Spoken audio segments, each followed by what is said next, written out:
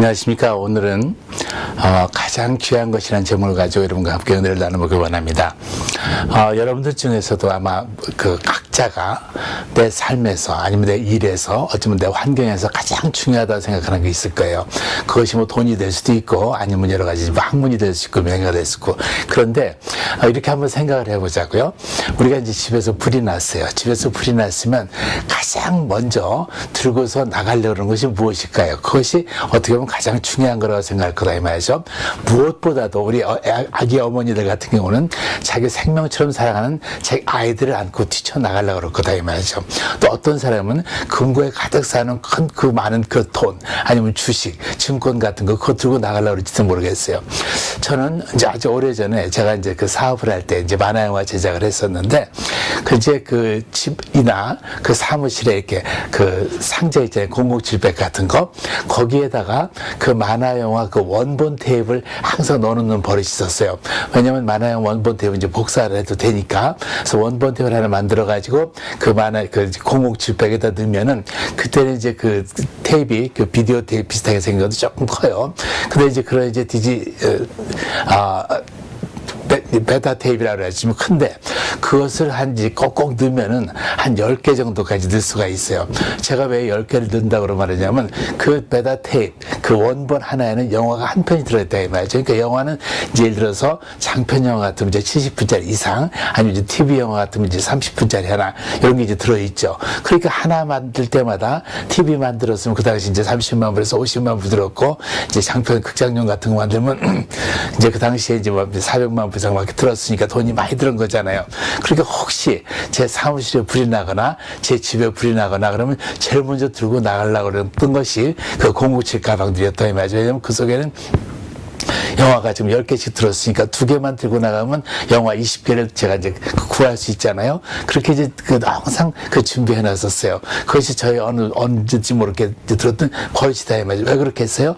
제가 그 당시에는 저희가 가장 중요하다고 생각했던 것이 그 만화영화 그 제작 원본 테이프라고 생각했다 이 말이죠. 왜냐면 저는 이제 만화영화를 만들고 만화영화를 만들어서 팔기도 하고 또 이제 만화를 그리면서 그 즐거워하고 살았었기 때문에 저의 모든 삶의 그 중심에는 그 만화영화라는 게 있었거든요. 그러니까 그 이상 저한테 중요한 게 없잖아요. 그죠? 제가 어떻게 보면 돈을 버는 것도 만화영화를 하다 보니까 돈을 버는 거지 저는 돈을 얼마를 더 벌어야 되겠다 해가지고 만화영화를 막 그리고 만화영화를 만들고 그래 본 기억이 별로 없어요. 그냥 만화영화 자체가 좋았었어요.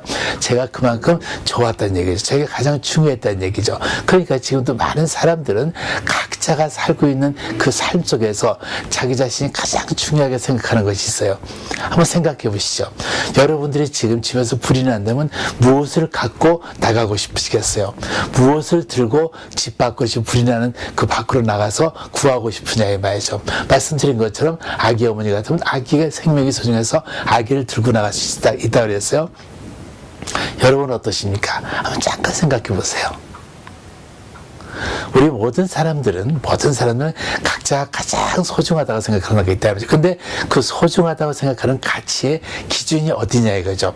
내가 그것이 없으면 죽을 것 같다. 그럴 때는 그것이 그 당시에는 가장 귀중한 가치가 있기 때문에 자기 모든 것을 걸죠. 우리 젊은 남녀들이 이 사랑을 놓쳤다 그래서 심지어 생명을 던지기까지 해요. 왜 그래요? 그 사랑, 그 이성에 대한 사랑, 그것이 자기 삶에서 가장 중요하다고 생각한 가치를 부여했기 때문에 그 사랑을 놓치고 나니까 살 의미가 없다는 얘기죠. 어떤 사람들은 사업을 망하고 나면 사업은 이제 망했으니까 나 인생 끝났다 생각하고 자기 생명까지 던져버리는 사람도 있어요. 왜 그래요? 그 사업이라는 그 자체에 가장 중요한 가치를 부여했었거든요. 그러나 오늘 이제 성경의 말씀은 뭐라고 말씀하시냐면 전혀 다른 말씀하고 계신다 해봐야죠. 오늘 성경 말씀은 고린도전서 그 10장 33절 말씀을 제가 읽어보겠습니다. 33절 말씀이에요. 나와 같이 모든 일에 모든 사람을 기쁘게 하여 나의 유익을 구치 아니하고 많은 사람의 유익을 위하여 저희로 구원을 얻게 하라. 이렇게 사도 바울이 말했다 이 말이죠. 사도 바울은 여러분이 잘 아시다시피 원래는 아주 똑똑한 사람이에요. 그제 그 길리기아 다소 지방이라 그러니까 지금은 좀 소아시아 지역, 터키 지역에서 태어나고 자랐던 사람인데 그 유대인이죠 물론. 그랬던 사람인데 집안이 부유했던 것 같아요. 그래서 그는 태어나자마자 유대인이면서부터 로마 시민권을 가졌고 또 조금 자란 다음에는 그 멀리 있는 예루살렘까지 유학을 유학을 보내서 그 당시에 최고의 석학이라고 최고의 학자라고 말하는 가말리엘의 문화에 들어가서 공부했다 이 말이죠. 그 당시에 가말리엘 문화에 들어간다 이런 뜻은 뭐냐면 지금으로 봤다면 개인 교습을 받으니까 굉장히 많은 뭐라 그럴까 그 공부하는 이제 학원비 이런 것을 냈다는 얘기가 되겠죠. 그러니까 그랬던 사람인데 어느 날 갑자기 그가 성인이 되면서부터 자기 신념이 나는 하나님 여호와 하나님을 지켜야 된다 생각하게 되면서 여호와 하나님을 배신한다고 생각하는 기독교인들을 잡아 죽이고 체포하는 것이 자기의 사명이라고 생각하고 그 신념을 지키기 위해서 그런 말 타고 그 다메섹까지 쫓아가서 기독교를 체포하려고 그랬었죠. 그러다가 그가 우연히 하나님을 만나게 되면서부터 예수님을 만나게 되면서 빗속에서 직접적으로 현현하신 지금 나타나신 예수님을 만나게 되면서 그의 일상은 삶을 완전히 뒤바뀌어 버리죠. 삶이 그전에 어떻게 살았는가 어떻게 또 바뀌었는가 이것이 굉장히 중요한 것이 되거든요. 저는 사실은 그렇게 자랑할 걸 내세울 것이 별로 없어요. 이 만화영화 사업했다 해도 디즈니처럼 어마어마하게 거대한 회사를 해본 것도 아니고 또 만화영화 이제 애니메이터 아니면 감독했다 쳐도 그것이 뭐 정말 디월트 디즈니처럼 어마어마한 작품에 감독해본 것도 아니고 저는 제가 좋아서 했던 것뿐이에요. 그러나 제가 너무나 좋아해서 정말 온 삶이 제가 행복하게 살았어요. 만화 그리는 게 저 너무나 좋았었어요. 만화 영화 만들면서 어울리는 사람들이 너무나 좋았어요. 그런데 어느 날 제가 정말 그 당시 만화 영화를 그리고 있는데 저도 직접 그릴 줄 알거든요. 그리고 있는데 갑자기 마음속에 하나님의 음성이 들려왔어요. 마음속에 음성이 들렸는데 뭐라고 하냐면 성진아 너 언제까지 네가 좋아하는 것만 할래 이렇게 말씀하시더라 이 말이죠. 그래서 저는 깜짝 놀랐어요. 물론 예수 믿은 지 얼마 안 돼서 제 딴에는 열심히 교회 나가서 봉사하고 교회 쫓아다니면서 기쁘게 교제하고 그렇게 한다고 생각했는데 주님께서는 뭐라고 제게 말씀하시냐면 너는 네가 좋아하고 있는 일만 하고 있다 이렇게 말씀하시더라 이 말이죠. 정말 놀랐어요. 그래가지고 정말 놀라서 있을 때 또다시 조금 있다가 한 5분쯤이다 또다시 마음에 음성이 들려왔는데 뭐라고 들려오냐면 이제 네가 좋아하는 거 그만하고 내가 좋아하는 것 좀 하지 않겠느냐 이런 이제 음성이 들려오더라 이 말이죠. 지금 제가 했던 말은 소리가 마이크 소리가 뻥뻥 들려왔던 그런 소리 하는 거 아니에요. 제 심령으로서 느껴온 마음이다 이 말이죠. 그래서 주위 둘러봤는데 그때 제 방에는 아무도 없었고 저 혼자 밖에 없었으니까 누가 나한테 얘기한 것도 아니고 전화 걸은 것도 아니고 저 혼자 마음속에 감동을 느낀 소리였어요. 그 소리가 얼마나 저한테 크게 찔려왔는지 한참을 제 태블에 머리를 박고 울면서 주님 제 딴에는 정말 주님 위해서 열심히 교회 생활 한다고 했는데 주님이 볼 때는 이것도 예수 장난 내가 예수 놀이 하고 있는 걸로 아셨군요. 저는 정말 예수 장난밖에 하고 있는 게 아니었군요. 진실로 예수님을 섬기고 진실로 하나님을 섬기는 게 아니었군요. 그렇게 정말 회개를 참 오래 했어요. 오래 하고 나서 어떻게 하면 주님이 기뻐하시는 일을 할까 이제 이런 생각을 갖게 되더라 이 말이죠. 그러니까 제가 지혜가 또 부족하니까 무엇이 정말 주님을 기뻐하는지 잘 모르겠어요. 그래서 제 딴에거든 제 혼자 생각에 어떻게 하면 주님이 기뻐하는 일을 할까 자꾸 생각해서 그 일을 하기 시작하더라 이 말이죠. 그 이제 만화 영화를 만들려고 더 시간을 막 넣는 것보다도 그 시간을 또 빼서 이제 선교여행 가려고 애를 쓰고 시간을 빼서 우리 담임 목사님이 지시하는 일, 김 집사, 김 장로 이거 하지. 그럴 때 그 말씀을 따르려고 애를 쓰고 순종할 애를 쓰고 점점 그렇게 이제 변하더라 이 말이죠. 저는 왜 이 말씀을 드리냐면 오늘 성경 말씀이 이 사도 바울이 이렇게 말한다 이 말이죠. 모든 일이라는 건 뭐예요? 이런 일은 빼놓고 저런 일은 제하고 이런 것이 뜻이 아니라 내가 삶에 살고 있는 그 모든 일, 내가 지금 살면서 호흡하면서 살고 있는 모든 환경에 처한 모든 관계된 사람들과의 관계는 그 모든 일이죠. 어떤 것, 좋은 일, 나쁜 일 구별하지 말고 그 모든 일에 모든 사람을 기쁘게 하라. 그 모든 사람을 기쁘게 하라는 얘기예요. 지금 내가 살면서 나로 인해서 기뻐하는 사람이 있는가 하면 또 반대로 부끄럽게도 나로 인해서 기분 나빠할 사람도 있잖아요. 저도 살아오면서 이렇게 생각을 해봤어요. 제 삶을 돌이켜봤어요. 내가 얼마나 많은 사람들을 기쁘게 해봤을까? 아니면 또 내가 얼마나 많은 사람들을 기분 나쁘게 했을까? 정말 부끄럽게도 제 삶을 돌이켜보니까 제 어릴 때부터 청년 시절, 그 다음에 이제 장년 시절, 또 이제 노년 시절로 접어들어간 제 삶을 쫙 돌이켜보니까 저는 정말 남을 기쁘게 한 것보다도 남을 기분 나쁘게 했는 일이 훨씬 훨씬 많았겠구나. 당연히 인정할 수밖에 없다 이 말이죠. 왜냐하면 사람들은 이렇게 돼 있어요. 자기가 잘한 일만 기억하고 자기가 잘못한 일은 다 기억이 없애게 돼 있어요. 그러니까 언제나 자기가 나는 잘났다, 나는 착한 일 했지 이러면서 뻔뻔스럽게 살아왔는데 어느 순간 갑자기 앉아서 정말 깊이 자기 자신에 대해서 한번 돌이켜 생각하기보다는 다 기억이 나잖아요. 천천히 기억하면 기억이 나요. 기억이 안 난다고요? 성령님께 도움 요청해 보세요. 성령님, 내가 잘못한 거 다 기억나게 해주세요. 그럼 성령님이 싹 기억나게 하시는데 그 기억나게 하신 건지 얼마나 많은지 몰라요. 제가 어느 날, 오래전 일이지만 어느 날 정말 제가 잘못했던 일을 기억하고 싶어서 성령님, 제가 잘못한 일이 무엇이 있습니까? 하고서 기억해 달라고 했어요. 제가 그때는 별로 잘못하고 상관하지 않더라 이 말이죠. 그래가지고 기억나게 해주세요. 그래서 기억나기 시작해서 그 대학 노트라고 그러잖아요. 그 종이, 하얀 종이에다가 줄 쳐져 있는 그 종이에다가 1번 뭐 잘못했고 2번 뭐 잘못했고 써나가기 시작했어요. 써나가기 시작했는데 얼마나 많은지 대학 노트 한 페이지 보면 거의 한 30칸이 쳐 있거든요. 30칸이 넘나요? 어쨌든 한 30칸이 쳐 있어요. 그거를 5장을 썼는데도 모자라요. 계속 더 쓸려다가 스펜을 놔버렸어요. 왜 놔버렸냐면 내 꼴이 너무나 부끄럽고 내가 정말 너무나 한심하고 정말 너무나 창피해서 저 쥐구멍이 있으면 들어가서 숨고 싶더란 말이죠.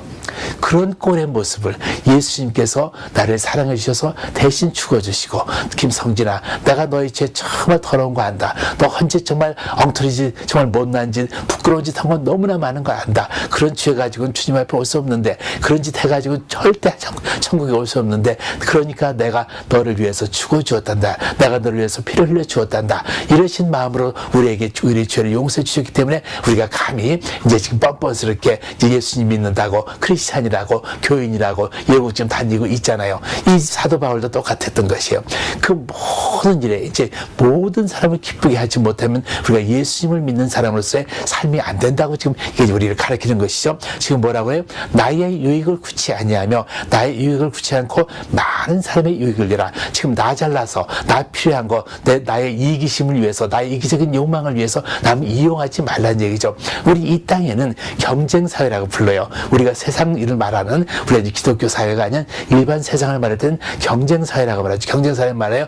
약육강식이라고도 말해요. 강한 자는 승리하고 약한 자는 밟히고 점점 그 강한 자들만 살아남으면서 투쟁하고 경쟁하는 그런 사회. 그러면서 성공한다는 것을 승리의 상징으로 생각하는 그런 사회. 그러나 그럴수록 남을 누릴 때마다 당한 사람, 눌림을 당한 사람 얼마나 아파요. 거기서 배제당한 사람 얼마나 아파요. 요즘에 어린아이들 사이에서 이렇게 왕따랑을 하잖아요. 왕따는 재미가 있어요. 그러나 왕따 당하는 사람 얼마나 아프냐 이 말이죠. 근데 이걸 사도 바울이 말씀하는 거예요.